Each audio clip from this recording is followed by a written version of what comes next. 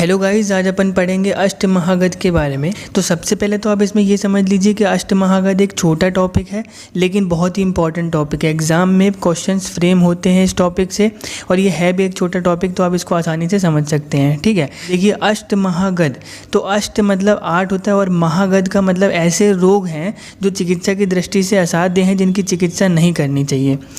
तो सबसे पहले इसमें देखते हैं महागध की परिभाषा के बारे में। तो डल्हड़ ने कहा है कि जो रोग मारक स्वभाव वाले होते हैं पहला, और दूसरा वो चिकित्सा की दृष्टि से असाध्य होते हैं, ऐसे रोगों को महागध की श्रेणी में रखा जाता है। ठीक है, अब देखिए अष्टांग संग्रह में महागध का वर्णन किस तरीके से दिया गया है। कुर्याद विरुद्धम अशनम ज्वरम रक्त पित्तम अष्टो गदाश्च महतो विश्वच्च मृत्युम। अर्थात कुर्याद विरुद्धम अशनम, विरुद्ध अशन यानी कि भोजन, विरुद्ध भोजन करने के कारण ज्वरम रक्त पित्तम अष्टो, ज्वर और रक्त पित्त आदि अष्ट रोगों को, गदाश्च महतो विश्वच्च मृत्युम, विष के समान मृत्यु कारक होते हैं, और इन्हीं ज्वर रक्त पित्त आदि 8 रोगों को विष के समान मृत्यु कारक होने के कारण महागध की संज्ञा दी गई है। अब देखिए आचार्य सुश्रुत ने महागध का वर्णन किस तरीके से किया है। उपद्रवैस्तु ये जुष्टा व्याधियों या अंत्यवार्यताम रसायनाद बिना, अर्थात जो रोग उपद्रव युक्त होने के कारण रसायन के बिना चिकित्सा की दृष्टि से असाध्य होते हैं, अचिकित्सीय होते हैं, उन रोगों को महागध की संज्ञा दी है आचार्य सुश्रुत ने। अब जैसे कि आपको नाम से ही समझ में आ रहा है, अष्ट महागध यानी कि 8 ऐसे रोग जो चिकित्सा की दृष्टि से असाध्य हैं या फिर अचिकित्सीय हैं। तो आचार्यों ने 8 प्रकार के ऐसे रोग बताए हैं जो कि चिकित्सा की दृष्टि से असाध्य हैं, लेकिन आचार्यों ने अष्ट महागध रोगों में 8 प्रकार के रोग एक जैसे नहीं बताए हैं। अलग अलग आचार्यों ने अलग अलग अष्टमहागध में 8 प्रकार के रोग बताए हैं। तो सबसे पहले तो हम ये देख लेते हैं कि आचार्यों ने अष्टमहागध रोगों में किन किन रोगों को रखा है। तो सबसे पहले देखिए कि आचार्य चरक ने किन किन रोगों को रखा है। तो उन्होंने रखा है वात व्याधि, उदर रोग, गुल्म, मधुमेह, कुष्ठ, राजक्षमा, शोफ और अपस्मार। फिर देखिए आचार्य सुश्रुत ने किन किन रोगों को रखा है।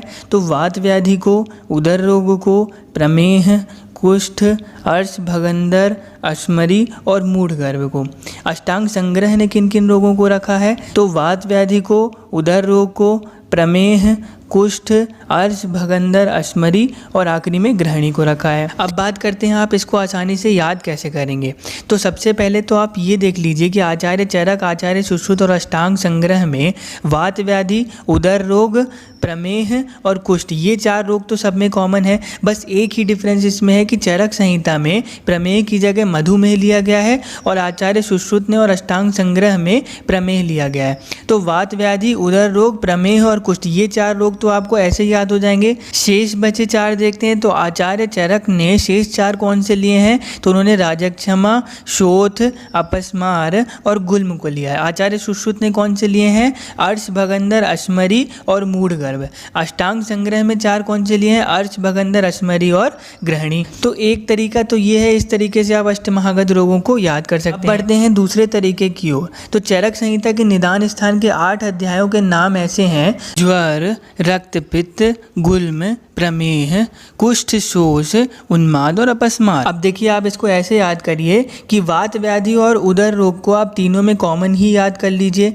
उसके बाद चरक संहिता में गुल्म, 3rd चैप्टर से गुल्म, उसके बाद आता है प्रमेह। तो प्रमेह की जगह पे आप यहाँ पे मधुमेह याद कर लीजिए। उसके बाद कुष्ठ, उसके बाद शोष को यहाँ पे राजक्षमा ही कहा जाता है और शोष से ही आप शोथ को भी याद कर सकते हैं। तो शोष, शोथ और अपस्मार। तो इस तरीके से आप 8 नाम याद रख सकते हैं। वात व्याधि और उदर रोग कॉमन ही हो गए। उसके बाद निदान स्थान से 3rd से तो गुल्म, प्रमेह, प्रमेह की जगह यहाँ पे मधुमेह ले लिया गया है। उसके बाद कुष्ठ, शोष यानी कि राजक्षमा और शोष से ही आप शोथ को याद कर सकते हैं। और उसके बाद अपस्मार। तो देखिए इस तरीके से आप चरक निदान स्थान के अध्याय से चरक संहिता के अष्टमहागध रोग तो याद ही कर सकते हैं। बचे सुश्रुत संहिता और अष्टांग संग्रह के। तो सुश्रुत संहिता और अष्टांग संग्रह के 7 रोग तो दोनों में कॉमन है। अब 7 रोग कौन कौन से हैं। वात व्याधि, उदर रोग, प्रमेह, कुष्ठ, अर्श भगंदर और अश्मरी। तो 7 रोग जो हैं वो सुश्रुत संहिता और अष्टांग संग्रह दोनों में कॉमन है। बस एक अलग है, आचार्य सुश्रुत ने मूढ़गर्भ का वर्णन किया गया है और अष्टांग संग्रह में मूढ़गर्भ की जगह ग्रहणी का वर्णन किया गया है। तो ये 2 तरीके हैं जिससे आप अष्टमहागध रोगों को याद कर सकते हैं। अब एक क्वेश्चन आया हुआ है MPMSU के पेपर में 2019 में 1 मार्क्स में क्वेश्चन आया है कि भगंदर अष्टमहागध है। उसके ऑप्शन थे चरक संहिता, सुश्रुत संहिता, दोनों और कोई नहीं। तो भगंदर रोग जो है सुश्रुत संहिता और अष्टांग संग्रह दोनों में कहा गया है, लेकिन चरक संहिता में नहीं कहा गया। तो इसका आंसर है आपका सुश्रुत संहिता। अगर आपको हमारा वीडियो पसंद आया हो तो please like share and subscribe our YouTube channel Ayurvedic formulation. Thank you for listening.